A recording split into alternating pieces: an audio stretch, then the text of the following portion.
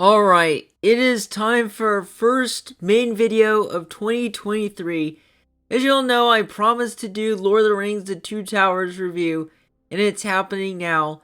Yeah, I feel bad leaving this movie behind because it just turned 20 last month, but the problem, I was booked for the rest of December for the Christmas specials. When it turned 20 on December 18th, I couldn't do the video because I had to schedule a video for Charlie Brown Christmas review. Oh well, I had to point that out because I was worried if someone got me a backlash. Either way, I'm happy to do a video for the review. And sadly, it won't be a 20th anniversary video style. It's just going to be a standard movie review. And back in December 2021, I did do the first movie, Fellowship of the Ring, as a review and an anniversary video. So at least I've talked about Lord of the Rings before. So let's get to the Two Towers review.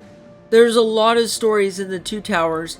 First one is Frodo and his companion Sam edge closer to Mordor until they come across Gollum, who needs help along the way on the journey and destroy the Ring of Power.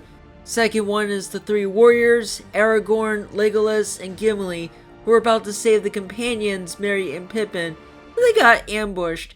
They encounter Gandalf, yeah, he's alive, travel to the kingdom of Rohan to meet up with Theoden, and Wizard Saruman is waging war upon Rohan and devastating the forest. Speaking of Fangorn Forest, the minor story is Merry and Pippin meet a talking tree called Treebeard with a group of allies that lead to Isengard to storm through. And yeah, a couple of big battles in this movie, which I'll talk about it later. So, what do I think of the movie? It's just as good as Fellowship of the Ring. Keep in mind, this is the second movie, and I'm getting the hang of Lord of the Rings series. The story does get a lot better, it makes it bigger. Definitely a great improvement over the previous movie. The production does get better. Yeah, Middle-earth looks like what previous movie was, but it's still a nice spectacle of production design and cinematography. So now let's get to the characters.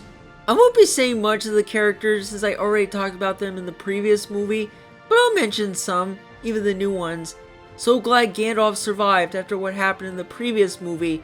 He is more powerful than ever, and man, I love this guy. I think I love him more than Obi-Wan Kenobi from Star Wars, probably because his character died too quickly and didn't return until the Force spirits shone.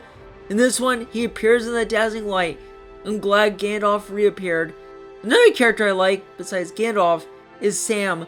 I like that he has a moment with Frodo in certain scenes. Such a great sidekick.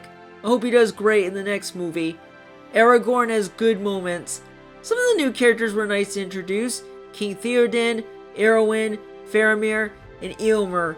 I wish I had more to say about them other than their introductions. But let's get to Gollum, a hobbit-like creature who owned the ring for years, and he was originally known as Smeargle.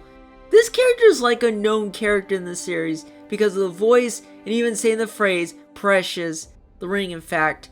I like it more than the rest of the new characters in the movie, and since I'm moving on to another subject, the CGI and special effects. Gollum does look unbelievable in CGI. While he did look phony, everything on the CGI looks amazing. Andy Serkis, while doing the voice from Gollum, he also dressed up in costume and shot the scenes with the actors. That's amazing. And while CGI is hit and miss in movies, CGI is only good to make it realistic, and this was in 2002. Besides Gollum, there were great CGI and special effects. Treebeard looked great, the water during the battle with technical effects looked great. So yeah, the effects improved a lot more. Also, the battle scene of Rohan was great. My only nitpick is maybe trim the editing down a bit. Honestly, the running time for the movie was fine, but they could have cut down a few scenes, even the scenes in the extended edition. Some plot threads are there, but again, I let that alone for a big fantasy movie like Lord of the Rings. So yeah, after watching it the first time, Two Towers was a great follow-up to Fellowship of the Ring, and I enjoy it. And with Return of the King coming up in less than a year and turning 20 soon, I'll be definitely watching it to wrap up the Lord of the Rings series and doing a review, but that will be later this year. That is all for the video. I will move on to another review later this month, this time with video games. I will see you all then.